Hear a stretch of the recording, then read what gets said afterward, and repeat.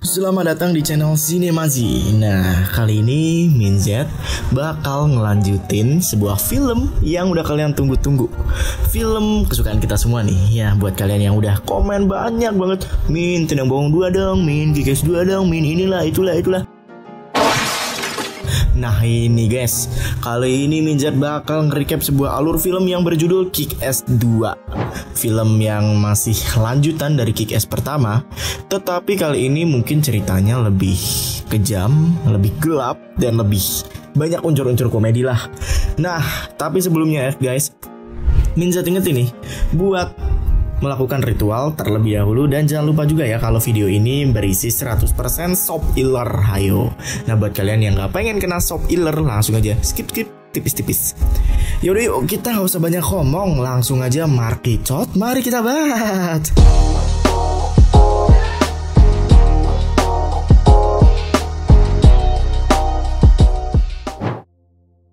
Awal dari Kick-Ass adalah Dave yang sedang berlatih dengan Hit Girl.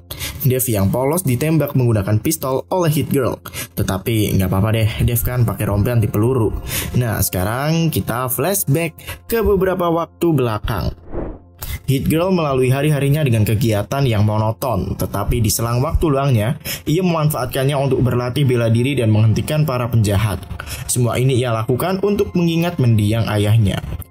Sedangkan Dave yang belum pensiun dari Kick-Ass juga menjalani hari-harinya dengan monoton dengan kawan-kawannya.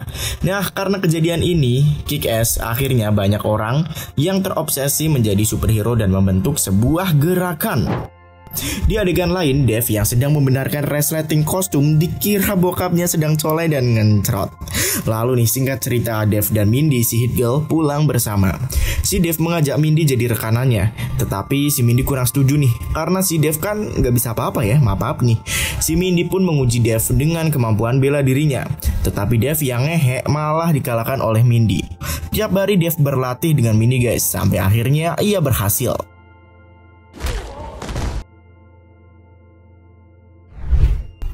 Kita berpindah ke Chris the Amico atau Red Mist ya. Chris tiap hari terobsesi dengan Kick-Ass.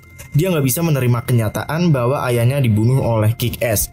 Si Chris pengen banget nih balas dendam dengan Kick-Ass. Dan suatu saat pas ibunya sedang berjemur di mesin nih, ya mesin kayak mesin penghangat badan atau mesin apalah gitu gua nggak tahu. Si Chris nggak sengaja ngamuk dan ngerusak mesin itu dan ibunya pun tewas. Anjir, tragis. Nah, si Dave dan Mindy yang berlatih sedikit nostalgia nih ketika mereka berdua melihat kostum dari ayahnya Mindy, yaitu Big Daddy.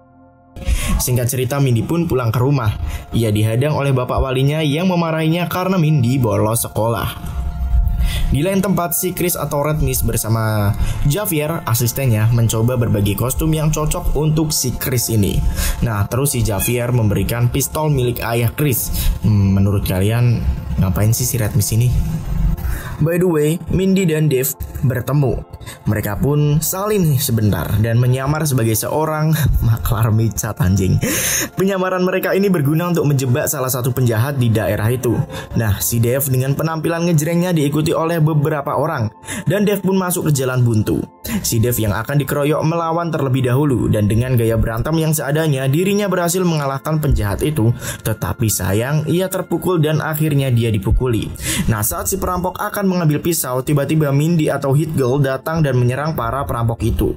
Nah, saat para perampok udah tepar, Hit Girl mendapat telepon dari bapak walinya ini. Nah, si bapak bilang kalau Hit Girl harus pulang. Nah, Hit Girl dengan motor Yamaha R25 second harga 55 juta mulus no lecet minat PM langsung bergegas menuju ke rumah.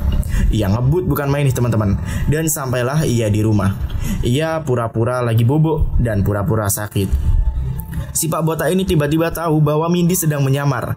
Pak Botak akhirnya memberi Mindy menjangan dan ia harus meninggalkan dirinya yang bernama Hit Girl. Obat nyamuk anjir. Nah, Mindy pun akhirnya berjanji kepada si Pak Botak akan pensiun menjadi Hit Girl. Di sekolah, si Dave menghampiri Mindy yang sedang PMS. Si Mindy kayak menghindar gitu dari Dave. Nah, terus nih ada percikan-percikan lambe turah di mana-mana. Kate, pacarnya Dave, melihat ia berbicara dengan Mindy. Si Kate pun menggempor si Dave. Si Kate ngegeras dan bilang bahwa Kate ternyata sudah pernah ngeus sama orang lain, dan Dave pun ngambek. Di lain tempat saudara-saudara, Redmi sekarang menemukan kostumnya yang berbentuk sulit ini untuk dijelaskan. Dan Redmi pun berganti nama sebagai The Mother. Nah, setelah kejadian Mindy pensiun, si Dev berhenti berlatih dan langsung turun ke jalan.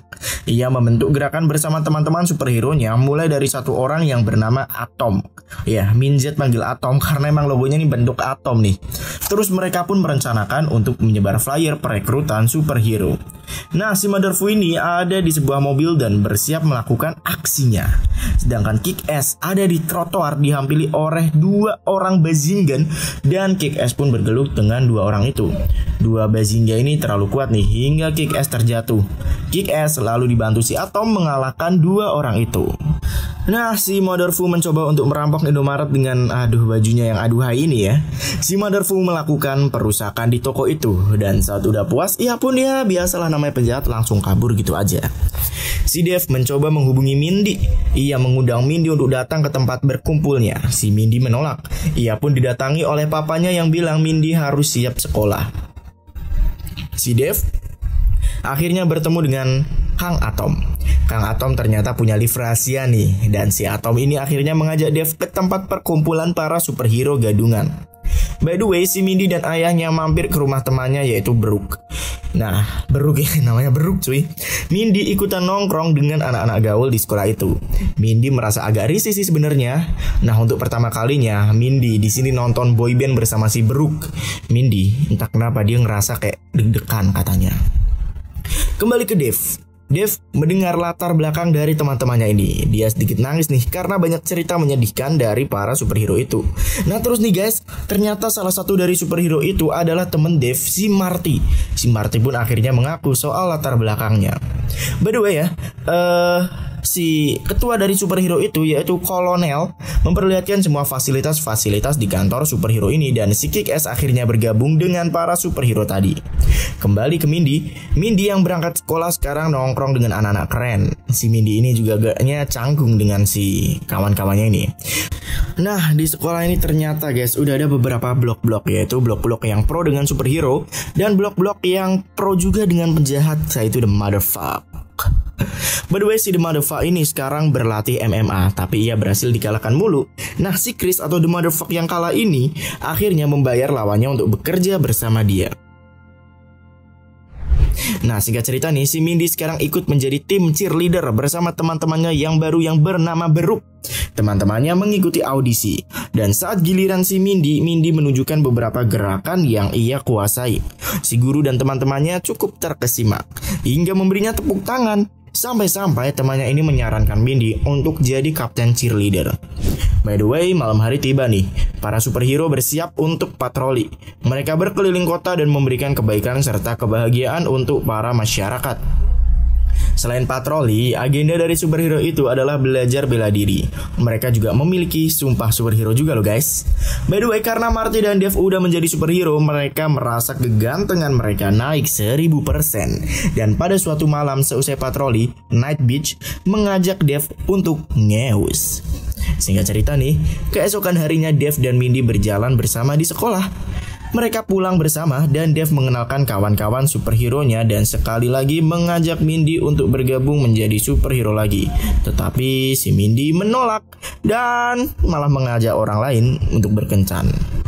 Malam harinya nih guys, si Dev dan ayahnya saling curhat. Seusai curhat, Dev dan Marty bertemu, mereka membicarakan soal Colonel Stars and Stripes. Tetapi tiba-tiba ia melihat sebuah van datang dan mereka pun mencoba untuk mendobrak sebuah tempat perjudian. Awalnya mereka mencoba bicara baik-baik dengan penjaga pintunya, tetapi Kolonel dengan kehebatannya bisa menghajar si gundul dengan gampang. Para superhero langsung beraksi dan memukul para bandit-bandit tersebut. Mereka mencoba bersenang-senang dengan perkelahian mereka. Nah, lalu nih singkat cerita mereka pun menginterogasi bos judi itu. Nah, niat si Kolonel menggerebek tempat itu adalah untuk menyelamatkan para wanita malang dan mengirim pesan untuk para penjahat. Mereka senang bukan main nih, udah melakukan pekerjaan mulia mereka. By the way, kasus ini terdengar sampai ke telinga Chris. Chris yang bersantai bersama Awewe mencoba membahas hal ini. Dua orang ini, si Chris dan si Javier, membahas soal pimpinan mafia sekarang yang dipegang oleh Ralph D'Amico atau si omnya. Si Chris akhirnya memutar pikirannya dan membentuk tim penjahat-penjahatnya sendiri yang terdiri dari para penjahat-penjahat ulung dan kelas kakap. Malam harinya nih, tim superhero patroli kembali. Nah, ada satu adegan di mana teman dari Dave dan Marty ini mencoba untuk menjadi superhero dengan membeli kostum yang ketat. Tetapi karena Dave dan Marty mengejeknya terus-menerus, ia pun gak jadi ikutan deh. By the way, si Mindy yang sekarang akan berkencan, Mindy nih grogi banget, merasa nervous gitu. Nah terus si Mindy yang baru jalan bersama cowoknya diajak ke sebuah tempat di tengah hutan. Mindy disuruh masuk ke hutan itu, tapi ternyata dalam hutan itu udah ada si Beruk, atau teman-teman ceweknya ini yang keren-keren katanya. Si Beruk ini mau memeloncok dan membuli Mindy. Mereka meninggalkan Mindy di tengah hutan sendirian dan Mindy mau gak mau harus pulang jalan kaki. Nah bukannya pulang, si Mindy bertemu Dave. Mindy bercerita tentang kejamnya kawan-kawannya ini. Dave menenangkan dan menyemangati Mindy. Karena omongan Dave, Mindy akhirnya bersemangat untuk mempercantik diri. Tampilan Mindy sekarang udah benar-benar berubah menjadi lebih amat sangat cantik. Mindy menantang Brook dalam permainannya sendiri. Mindy lalu mengeluarkan tongkat ajaibnya dan membuat anak-anak keren itu muntah dengan sangat amat banyak. Di adegan lain, Dave kepergok oleh ayahnya. Ayahnya ini marah nih guys. Ya, ayahnya marah karena Dave mempunyai kostum kick-ass. Dave yang risih karena dimarahin akhirnya pergi dari rumah. Nah, di scene lain nih, si Chris menemui koneksi-koneksinya yang ada di penjara. Chris merekrutin orang-orang tersebut untuk menjadi kawan timnya. Ia juga menemui pamannya Ralph di Amico. Pamannya menertawai dirinya saat Chris menyebutkan bahwa ia ingin menjadi The Mother Fu. Asal kalian tahu nih, dunia mafia adalah dunia yang kejam. Sama seperti Chris yang kehilangan Xavier asistennya karena dibunuh oleh pasukan dari Ralph. Chris kaget ngelihat hal tersebut. Chris yang marah pun akhirnya menyimpan dendam kepada pamannya. Singkat cerita, di kantor para superhero mereka mendapatkan kabar buruk. Anjing dari kolonel terus menggonggong. Dan saat kolonel sendirian, tiba-tiba ia dihampiri oleh seorang villain yang bernama Mother Russia. Dia tidak sendirian guys. Dia juga didatangi oleh para villain-villain yang menyerangnya. Kolonel yang terpojok akhirnya ditusuk oleh Mother Russia. Si kolonel ini ternyata adalah orang yang bernama asli Sal. Atau nih, faktanya dia adalah mantan karyawan dari Chris di Amico. Villain-villain itu pun akhirnya menghancurkan seluruh kantor dari superhero. Chris atau The Mother Fu melihat beberapa informasi identitas dari para superhero ini dan akhirnya ia pun membunuh kolonel. Kembali ke Mindy. Mindy dan bapak walinya ini berdebat soal jati diri Mindy yang ingin menjadi superhero lagi. Tetapi nih, Mindy berada di sebuah kaca dan akhirnya ia melihat dirinya dalam kostum Hit Girl. By the way, kembali ke Dave dan kawan-kawan superhero-nya ya. Dave berdiskusi dengan para kawan-kawannya soal halaman Twitter milik The Mother Fu. Nah, kawan-kawannya ini takut nih apabila harus berhadapan dengan si The Mother Fu ini. By the way guys, si Mother Fu dan kawan-kawannya mengacukan seluruh komplek dan memburu seseorang superhero bernama Nightbeach. Tetapi Chris yang malah kesangean itu malah caulai di depan Nightbeach. Di luar rumah Nightbeach, para polisi mengepung rumah tersebut nih. Tetapi Mother Russia yang menjaga pintu dan kuat menghajar polisi itu satu persatu. Mother Russia yang terlalu overpower bisa menggebuk polisi itu sampai tuntas. By the way, semenjak kejahatan merebak di mana-mana, para polisi akhirnya memutuskan kebijakan baru bahwa setiap superhero berkostum ditangkapi oleh polisi. Nah, para polisi yang udah tahu jati diri Kick-Ass mengepung rumahnya. By the way guys, si Dave yang tahu Nightbeat ini masuk rumah sakit juga menjenguknya. By the way nih, lagi nih ya, si Dave kaget saat ia tahu bahwa rumahnya dikepung polisi dan ayahnya ditangkap. Dave sedih banget. Dave lalu menelpon Mindy. Ia meminta tolong Mindy untuk menolong ayahnya.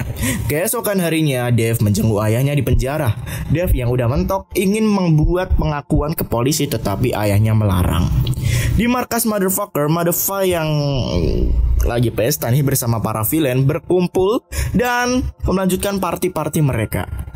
Terus nih guys, teman dari Dave, si Todd ya, yang tadi belaga jadi superhero tetapi gagal malah mampir ke markas si penjahat ini. Dia katanya pengen mendaftar jadi villain dengan cara membocorkan identitas Kick-Ass yang asli. Di tempat lain, ayahnya Dave di penjara dihampiri oleh gangster-gangster. Nah, Dave yang kaget di rumahnya shock ketika ia melihat foto ayahnya yang disiksa oleh gangster itu. Ayah Dave pun meninggal karena ulah Dave. Dave tidak bisa menerima kenyataan bahwa ayahnya sudah tiada. Ia terus mengingat-ingat kenangan-kenangan bersama ayahnya. Di pemakaman, Mindy juga datang menjenguk si Dave. Nah, terus nih teman-teman, dari kejauhan para penjahat suruhan Chris D'Amico menghujam pemakaman tersebut dengan peluru. Peperangan pun terjadi. Pemakaman yang seharusnya khidmat malah menjadi kacau gara-gara musuh dari Kick-Ass. Nah, si Dave akhirnya diculik oleh para penjahat itu. Di dalam mobil, para penjahat itu menyuruh Dave memakai kostum Kick-Ass, tetapi guys, tiba-tiba para penjahat mati satu persatu karena Mindy yang datang menolong Dave. Mindy yang ada di atas mobil bertarung dengan para penjahat itu. Satu persatu penjahat mati dan Mindy berhadapan dengan villain yang bernama Captain Radical. Kapten Radical memberhentikan mobilnya di pembuangan akhir. Mindy pun memukul Kapten Radical hingga modar. Wali dari Mindy atau Bapak Bota ini menelpon Mindy. Malinya dan Mindy akhirnya berbaikan nih karena ayahnya udah mengizinkan untuk menjadi superhero lagi. Dave yang ada di markas Mindy memberitahu para superhero untuk meminta tolong. Nah, si Mindy lalu memberikan suntikan doping ke Dave. Dave yang bersimbah darah akhirnya siap untuk berperang. Di markas villain, para villain berkumpul dan berpesta lagi. Chris memberitahu para villain bahwa ia akan membunuh Kick-Ass dan melakukan kejahatan di seluruh kota. Tetapi dari kejauhan tiba-tiba ada yang memanggil nih, yaitu Kick-Ass dan Hit Girl yang menyerbu markas para villain. Si Mindy dan Kick-Ass ternyata nggak sendirian. Mereka membawa kawan-kawannya yang sesama superhero. Nah, udah kayak tawuran anak SMA belum cuy? Kick-Ass dan Chris yang udah saling dendam itu akhirnya memulai tawuran antar penjahat dan superhero. Si Mindy memilih lawan yang sepadan, yaitu Mother Russia. Satu markas itu penuh dengan pertarungan antar manusia. Dan singkat cerita, Kick-Ass hampir aja dikepung tapi teman-temannya bisa menolongnya guys. Chris yang ketakutan malah kabur. By the way, pertarungan ini tuh kayaknya lucu banget nih. Mereka bertarung sebisa mereka. Si Mindy yang berduel dengan Mother Russia semakin terpojok, dan Kick-Ass yang berduel dengan Chris juga hampir mati. Mother Russia yang tanpa sadar menyuntikkan suntikan doping si Mindy membuat Mindy lebih kuat. Mindy pun berhasil lepas dari cengkraman Mother Russia dan menusukinya dengan kaca. Si Kick-Ass berduel dengan Chris di atas atap. Chris yang terjatuh tetapi ditolong oleh Kick-Ass. Chris malah dia kayak ngeyel gitulah. Akhirnya menjatuhkan diri ke kolam hiu dan ia pun tewas dimakan hiu miliknya sendiri. Tim superhero menang dan mereka pun berkumpul melakukan perayaan kemenangan. Keesokan harinya si Dave pulang ke rumah. Nah, terus nih, Dave dibonceng oleh Mindy. Mindy mengatakan bahwa ia akan pergi dari New York. Ia akan melakukan pekerjaan superhero di tempat lain, sedangkan Dave meneruskan pekerjaannya sebagai superhero dan terus berlatih. Bahkan ia sudah merencanakan topeng barunya. Dan kelar udah deh film Kick-Ass ini. By the way, kelanjutan film Kick-Ass 3 belum ada hilalnya, belum ada pencerahannya. Jadi mungkin kalian harus menunggu sebentar ya. By the way, gimana nih? Sorry ya kalau Mindset suka telat nguploadnya. Ya, mau dimaafkan lah. Dan selesai sudah film ini. Dan video ini juga otomatis sudah ikut berakhir sih. Ya anjir, gua ngomong apa sih? Ya udah teman-teman, langsung aja ya Mindset cabut. Goodbye and see you on the next video. Mic drop and out. Ciao.